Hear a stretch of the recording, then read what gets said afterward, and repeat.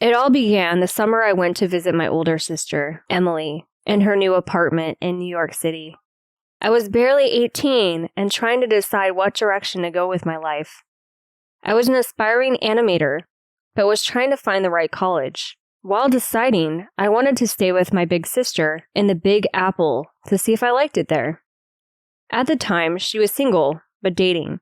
So some nights she would be home right after work, and others she would meet a guy for drinks or go out with her friends. On this night, she was out late, either having a couple drinks with work friends or trying to meet guys. Honestly, I'm not sure which, and I don't really think it matters anyway. I went to bed around 10:30 p.m. I always leave the television on for background noise while sleeping because I'm a bit of a scaredy cat when it comes to being alone. At midnight, I woke up to a kitten meowing. I thought this was odd, since my sister didn't own a cat. I tiredly grabbed my phone off the nightstand, sat up in bed, and turned on my flashlight on my phone. I scanned the room to see if a cat mysteriously had gotten in her apartment. I didn't see anything. Almost fully awake now, I decided to snap some pictures of the almost dark room with my camera on my phone. Then I started scrolling through them. I had seen this on ghost TV shows. In two of the pictures, there was what looked like a black mass of a man standing directly in front of the TV, possibly holding a cat. I freaked out. I turned the nightstand lamp on and refused to take any more photos. If something was in there with me, I didn't want to see where it was now. I stayed up the remainder of the night and fell asleep at first daylight. A few days later, I was in bed again around 10 p.m., but this time, my sister was home. She was in the living room with a friend from work, drinking some wine and watching a movie. It started as a tapping noise on my closet doors. Then it grew a little bit louder. I was sure it was loud enough for them to hear from the living room. I snapped a few pictures of the closet area and ran out into the living room to flip through them. After last time, I was not doing it alone in my room.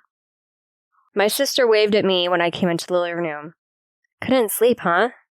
I frowned. I think your apartment is haunted. They both stared at me like I'd just spoken a foreign language. Come again?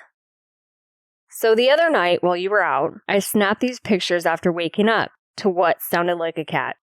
I handed her my phone and she scrolled through them. No way! She gasped and handed the phone to her friend. Dana, look, doesn't this look like a man? Dana looked at the phone and gasped as well. Whoa, that's creepy, dude. I threw my hands in the air in frustration. Right? I sat down next to them on the couch and took my phone back. Just now, something was tapping in the closet in there, and I took some pictures, but I haven't looked at them yet. They paused their movie and looked over my shoulder at my phone, and I scrolled. Dude, Dana gasped. Those look like orbs. My sister nodded. Sure do. Has anything weird happened here before I moved in?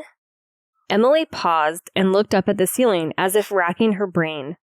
Then pointing a finger up in the air, she noted, There was this one time I was in the shower, and it sounded like my front door slammed closed.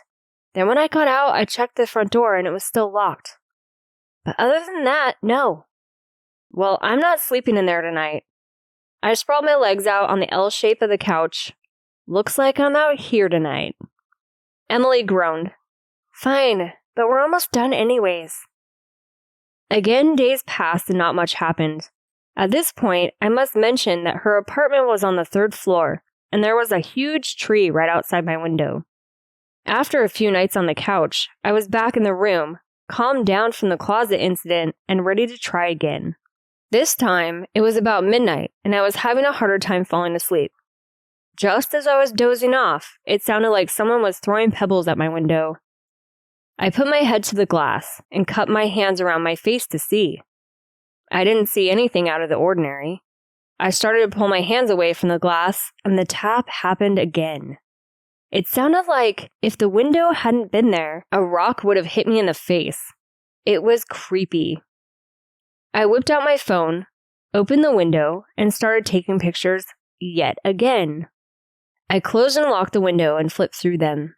I caught what looked like a little boy sitting high up in the tree with a gaping mouth. The freaky thing is that the branches of the tree were only about 8 feet from the window. I decided to pack my bags and head back home for a while. I couldn't live here anymore. I was sleep deprived and honestly getting more terrified by the day of what would happen next. My sister only lived there for about another year or so. Then she finally found a boyfriend, and they moved in together across town. She still swears that the only thing she had happen was the sound of a door slamming while she was in the shower. Even though my phone proved there is much more there than that.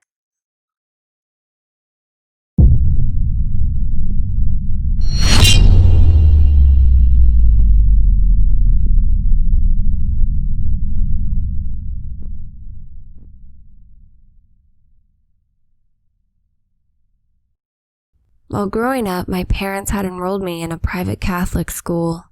I had a very small, tight group of friends, and we did everything together. For one of my friend's birthdays, we were going to be having a slumber party at her house. Tonight, we were all very excited because Emily, a new girl who I had never met, was coming with the promise that she was going to bring her grandmother's table with her that would answer questions. I didn't believe this was possible, but it wasn't my birthday, so I just kept my mouth shut. The birthday party started like almost any other, where we watched movies and ate pizza. Then as night started coming in, my friends were anxious to try out the table that Emily had brought. The item itself wasn't very remarkable. It had 4 short, wooden, fold-out legs, and the top had 3 different grains of wood that had been set into one another in a diamond pattern. She explained to us that you lightly rested your index finger and middle finger on top of the table, and with your eyes closed, you had to concentrate and repeat in unison, rise table, rise, over and over again.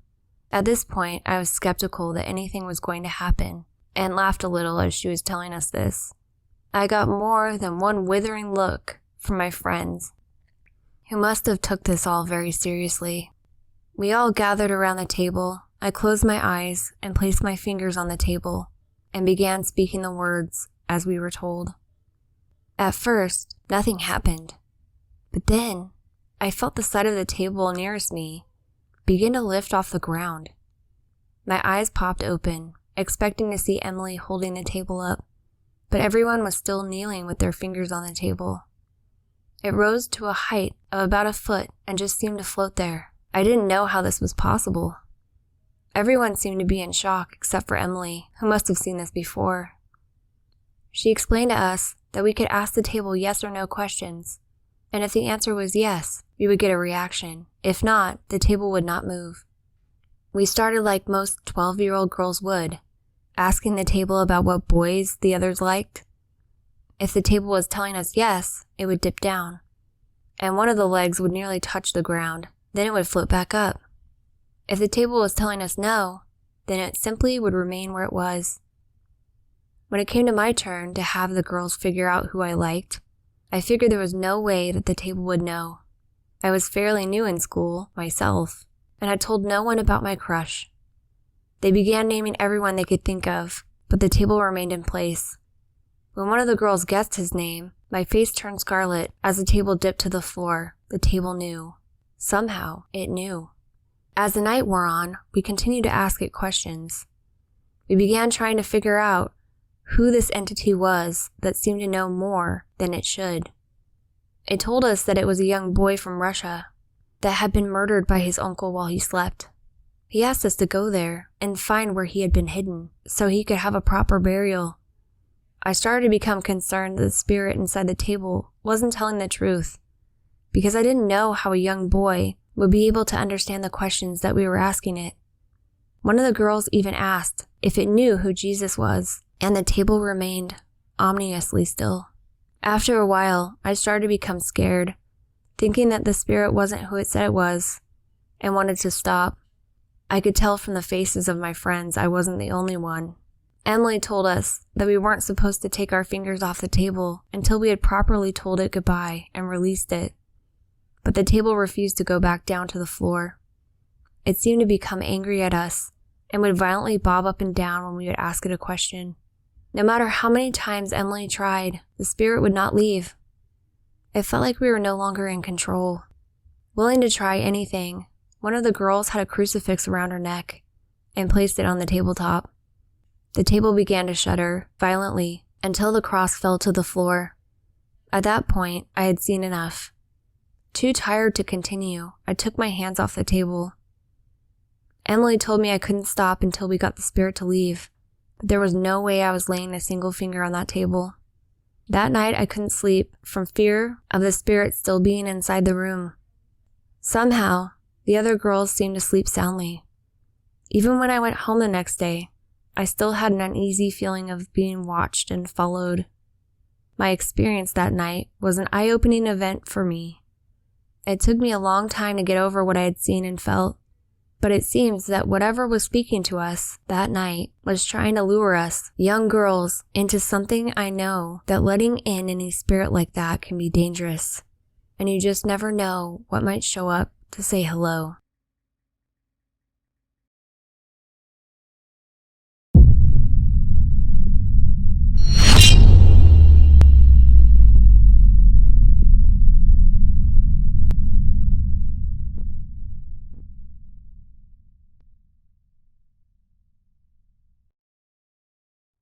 I am 16 years old. Recently, some things have happened to me that have me questioning the beliefs that I held about what was real and make-believe. These things started to happen after my parents bought me a desk from a secondhand store for me to do my homework on at night. I am a person who firmly believes in things that can be seen and explained. Now I'm not sure what to believe. Me and my dad carried the desk down the hall to my room. It wasn't so much that it was heavy, but awkward and cumbersome. We did okay keeping from banging into walls until we got to the door to my room. My dad paused and looked up at me.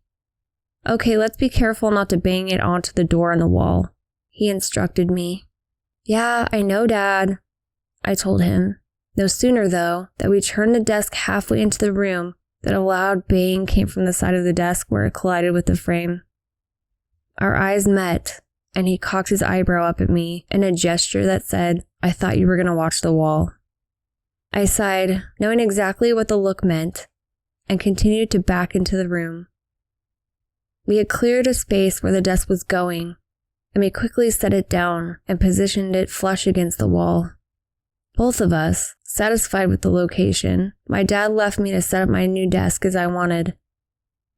I took out the office supplies that I had gotten at the store and tried to organize the desktop in what I thought would be the most efficient way.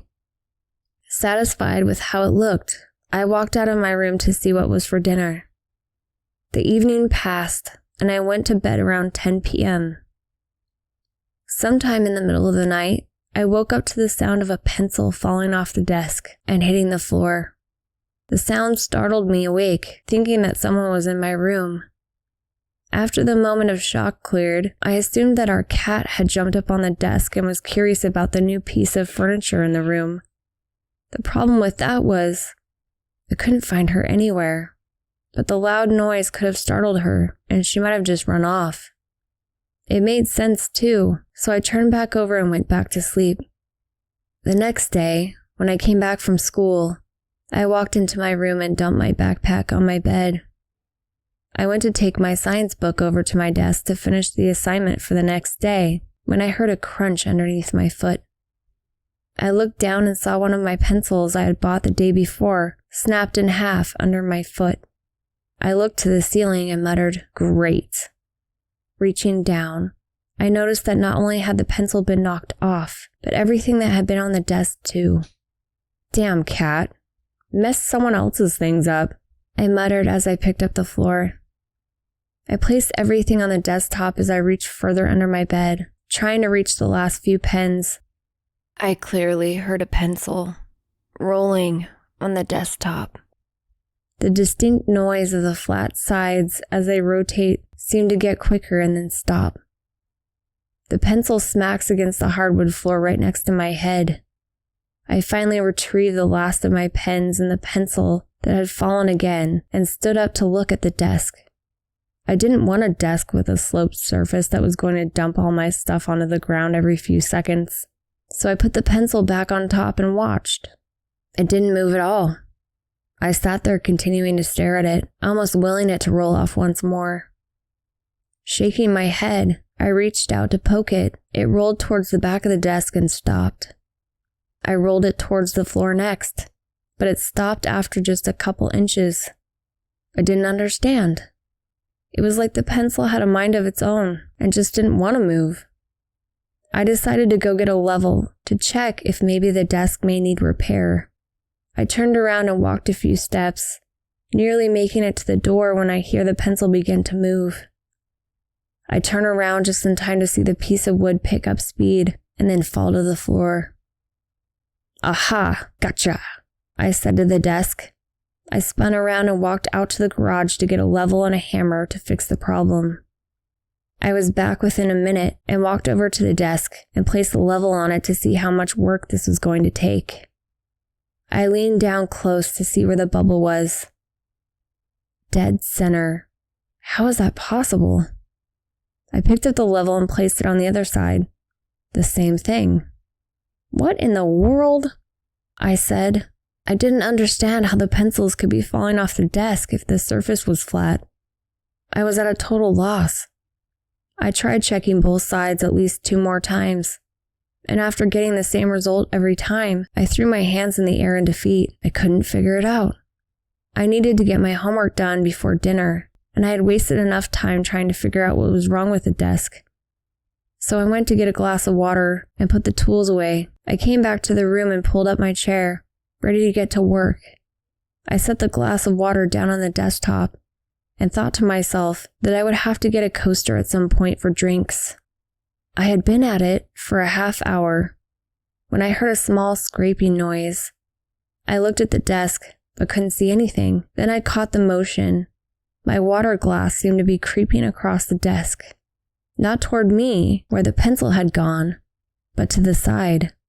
I froze as I watched it creep slowly to the edge. It moved about 6 inches and then stopped right before it fell off. I shook my head. Did I just see that? Did that just happen? I probably would have thought I was going crazy if I hadn't seen the trail of condensation that the glass had left on the desktop. I stood up quickly, holding my hands up like I had someone pointing a gun at me. What was this? Ghosts don't exist. At least that's what I'd always thought. But what else could it be? Something hit the back of my knee, and I fell back into the chair. I had to grab onto the desk to keep from falling onto the ground. I almost threw the chair out from under me as I ran from the room.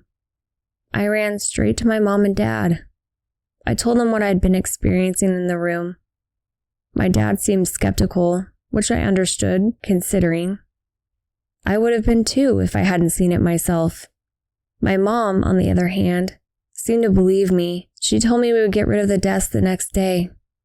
The 3 of us took the desk back to the thrift shop where we bought it and just left it in the donation area. None of us wanted to explain why we were returning it. I'm sure they had heard stories like ours before, but I wasn't interested in answering their questions or their judging looks. After that experience, my parents agreed that they would buy me a new desk to go into my room. They both knew that I was unlikely to want another one that someone else had owned. So I guess you could say that I'm no longer a skeptic, but a reluctant believer. But if I have my way, I won't be having any other brushes with the paranormal.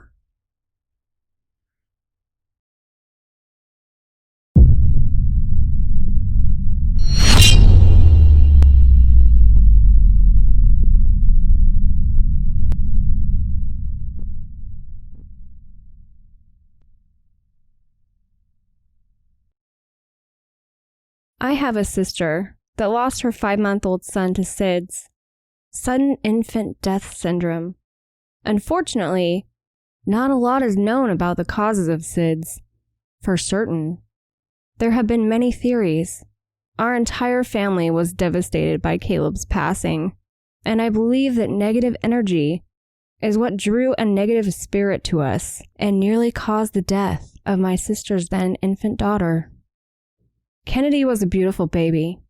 She relit the hope and love that my sister lost when Caleb was taken at far too early of an age. There was a time when I doubted that I would ever see the woman that my sister used to be again. There was nothing that could have been done to prevent what had happened, but she blamed herself for the death. All that changed when she found out she was pregnant. It was like the purpose of caring for her unborn child gave her direction and hope that hadn't been there before. Her thinking was that having the same crib that Caleb did would give Kennedy a connection to her brother. The bed was repainted with a pink color instead of the dark blue that it had been before to go with the remodeled nursery. 1 week after she was born, Kennedy came home. And after a quiet month, something went horribly wrong. A normally quiet and happy baby, Kennedy would sleep most of the night without much fussing. She was a baby most parents would dream of. One night, though, when my sister put her in her crib, she began shrieking at the top of her lungs. She would shake and turn blue like she couldn't breathe. But as soon as she took her into any other room in the house, she would calm almost immediately and regain her normal coloring. My sister suspected that something was wrong with the crib. She even spent a night sleeping in it, trying to see if whatever was wrong with it would happen to her, but with no success. Despite nothing happening, she became more and more convinced something was wrong with the crib. She was terrified that if she kept it, that she would lose Kennedy as she did Caleb. My sister is a very religious woman, and when she turned to her church for help, she was afraid that it wouldn't stop if she just got rid of the crib. So she wanted to make sure the house was safe for her daughter. Some of the church elders came the next day to see what was happening and if they could help. They tried to get Kennedy to go into the crib peacefully, but even when they placed her inside, she began to shriek and turn the same color blue as always. They prayed around the crib, but her cries seemed to intensify, and she seemed to be going from blue to purple. The elders had seen enough to believe some sort of evil entity had attached itself to the bed, and in order to purify it, they had to burn it completely. Even though it was early afternoon and a bright sunny day, I don't ever remember being more scared than I was at that time. They brought the crib outside and sprinkled it with oil to bless it, then doused it in another type of oil used to light furnaces. What came next is something that I couldn't have imagined. The crib wouldn't burn. It was on fire. I could see the red and orange flames licking its surface and the intense heat coming off of it, but it refused to turn to ash. It took the elders multiple gallons of oil and several hours to completely consume the crib. The priest believed that a demon or evil spirit had attached itself to the item and wanted to torture Kennedy. He believed it was attracted to the terrible events surrounding Caleb's death. It saw the happiness my sister had rediscovered in her daughter and wanted to use that love to inflict pain. I believe what the elders thought had happened. I had heard of stories of spirits coming into people's homes when they bought them at garage sales or second-hand stores, but I didn't know that it could happen to something that was associated with tragedy. It makes me question what is safe to keep and what I should throw away, because I don't know what or who I might be inviting in.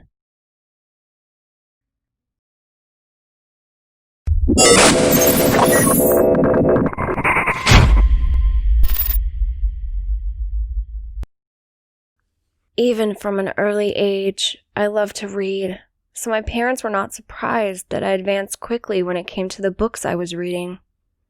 When I was 7 was the first time I was introduced to Alice in Wonderland. The idea of living in a magical world where you could talk to animals, grow and shrink, and foil an evil queen was something I relished for as a child. But my favorite part of the book was the Mad Hatter and his tea party. He seemed to always be having fun with the hair. This is why when my birthday was fast approaching, and my parents asked me what I wanted for my birthday, I told them I wanted a tea set of my own. When my big day finally arrived and it was time for me to open my presents, my grandmother gave me a small package. I opened it up, and inside I saw she had got me a very nice copy of Alice in Wonderland. I was so excited to go over to her and hug her. Thank you, I told her, my voice muffled by her clothes. Next, my dad brought out a box from the closet. He gently set it down in front of me, hoping it was my tea set. I took extra care to unwrap it so that it wouldn't break. As I gently pulled the paper back, I saw what I'd only dreamed it was, my tea set. It was ivory white with delicate pink rose petals adorning the sides. It was placed gently in a beautiful wooden box that had been stuffed with tissue paper. I reached in and gently lifted the teapot out of the box. I looked at its beauty as it turned around in my hands. Trying to memorize every detail, I was so happy I began to cry when I hugged my mom and dad. My mom told me that the tea set was very fragile and easily broken, so I had to be very careful with it. She agreed to let me put it in my room with a promise to be careful with it. I readily agreed, and that night me and her carefully washed every single piece. I went to sleep that night excited that tomorrow I would be able to emulate my favorite characters from Wonderland. The next day, I had to go to school. I thought about setting up my play table in my bedroom and me and my mom having a tea party. When I got home, I asked her if she would like to join me, but she told me she had too much cleaning that she had to get done and couldn't right then. I knew that my brother wouldn't want to play with me, so I grabbed all of my stuffed animals and set them up around the table. I really didn't like tea, so my mom gave me some apple juice to drink out of my teacups. I was sitting carrying on a conversation with my guests when I saw a shadow walk into the kitchen out of the corner of my eye. I knew my brother and my mom were in there, so I figured my dad must have come home from work. I walked in and looked around, not seeing him anywhere. Confused, I asked my mom, Where's Dad at? He isn't home from work yet. She told me as if that should have been obvious given the time. I walked back into my bedroom to continue playing there. I found all of my stuffed animals had fallen off their chairs. I ran back into the kitchen and pointed at my brother, figuring he had been the one to knock them on the ground. Mom, Jessie knocked all of my stuffed animals off the chairs, I told her. My brother started to protest, but my mom cut him off with a motion of her hand. Your brother didn't touch your stuffed animals, hun. He's been in here with me the whole entire time. Now, I was really confused. But my animals, I trailed off. I walked back into my room and picked them all up and put them back in their respective places. I strongly scolded all of them for trying to leave in the middle of a tea party. I poured myself some more juice and continued playing. I stayed at the table, making fake small talk until it was time for dinner. My mom called me into the dining room for me to eat, and I told all of my guests not to try to leave. This time, I would be right back. In the middle of dinner, my mom got up to go rotate some laundry she had going. We heard a crash in the laundry room, and my dad got up to go look at what happened. I could hear them talking in loud whispers but couldn't make out the words. They came back into the kitchen, and I noticed something had obviously disturbed my mom very much. She looked scared for some reason. I tried to ask her what was wrong, but she just brushed the question off, telling me that she was fine and not to worry. I hurried and finished eating, wanting to get back to my bedroom to finish playing. When I walked in, the room was very cold. Figuring the air conditioner was on, I went out and asked my dad if we could turn the temperature up on the thermostat because my room was too cold. He told me that the AC was off. I insisted that he come back and feel how cold my room was, and maybe he had forgotten that he had turned it on. When he walked into my room, he admitted that it was cold, but he couldn't find any reason for it. There was no airflow coming from the vents. He shrugged and walked out the door. I sat down at my table and started carefully picking up every cup and saucer that I had put out so I could take them into the kitchen for my mom to wash. I had a sudden feeling that I was being watched from the door, but when I turned around, no one was there.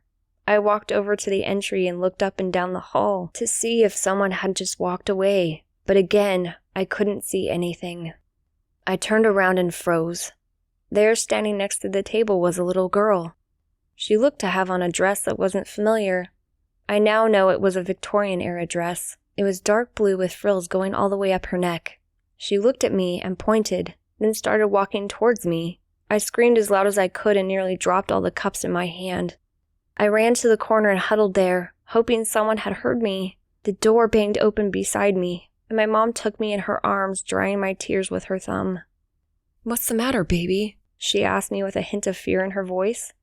There was a little girl over there. She was in my room, I told her. "What did she look like, Hope? Tell me what she looked like," she said quickly. When I began talking, my mom's eyes seemed to get wider with every detail that I could remember. After I had told her what had happened, she told me it was time to clean the cups and put away the tea set. I asked her why I had to stop playing, but she would only give me a brief "because I told you so" answer. Why would my parents give me a tea set, then not let me use it? I didn't understand. It took me a week of begging my mom to let me play with my tea set before she allowed me to take it down. She helped me set it up in the living room, this time where she could keep an eye on me while I played. About 10 minutes later after I had started, I needed to use the bathroom, so I got up and left the table. After washing my hands, I went back into my room to grab one of the stuffed animals to be a guest at my tea party, not wanting them to be jealous of being left out. I walked up to my closet to get my stuffed tiger, and when I pulled the doors open, the same girl stood there.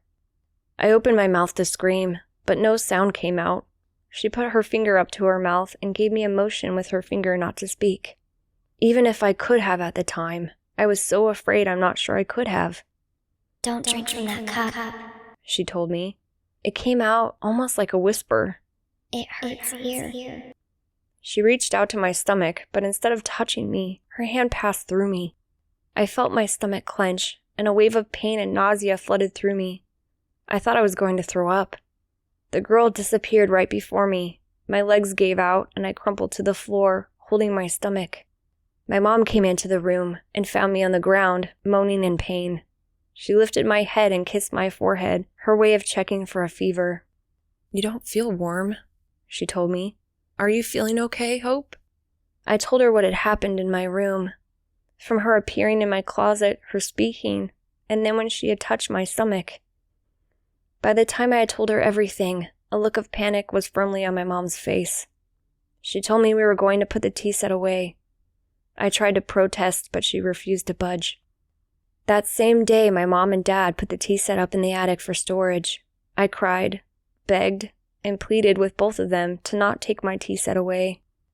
Why are you doing this? I bawled. Why? But no matter what I said, they refused to give it back to me. The tea set stayed there for many years. It wasn't until I was a teenager that my parents agreed to give it back to me. I had a better understanding of the paranormal and what had happened with the tea set. My mom had told me that she had seen the same girl the night after my birthday, and she had explained to her that she wasn't trying to scare anyone. We decided that the girl must have been poisoned by drinking something that killed her, and she was trying to warn me. Regardless, I never used the tea set again. I placed it in my room as decoration. When we moved a few years later, the box was dropped, and the tea set was destroyed. I believe that the ghost of the little girl was attached to the set. When the set was broken, she was no longer stuck. I guess the moral learned from this experience is that you have to be careful about what you buy. A seemingly innocent object such as a tea set can invite things into your home. This time I got lucky with a spirit that wanted to do me no harm. That isn't always the case, I know now. That year I definitely got more for my birthday than I bargained for.